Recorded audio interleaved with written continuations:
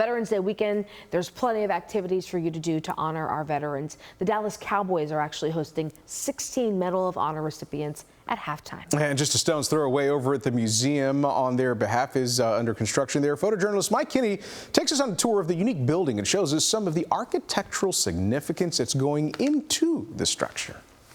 The building is now up and out of the ground. We're pretty much exactly halfway through the construction process. The structure itself is extremely unique.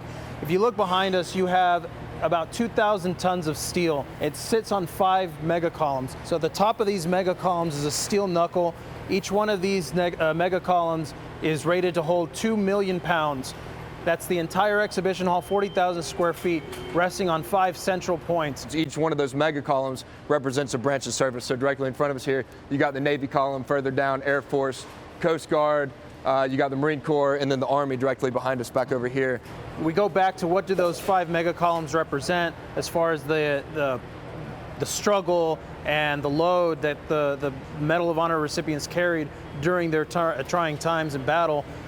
The building represents that, and you see it physically when you're standing in here. One of these big steel girder pieces that connect the 5 columns, they make the shape of a pentagon.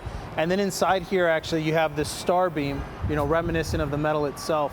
Where we're standing right now is the exhibition floor space. The museum actually partnered with a couple different companies. What they did was they spent hundreds and hundreds and hundreds of hours with a lot of the living Medal of Honor recipients, asking them questions, getting their stories. What they did is now they took that into like an artificial intelligence software and then turn that into an exhibit. So any patron that comes and visits the museum can come up here and have an intelligent conversation with a lot of the recipients. And the intention of that is to really get the public, the general public, understanding that a lot of these guys were just your everyday run-of-the-mill guys who are your ordinary guys that did something extraordinary.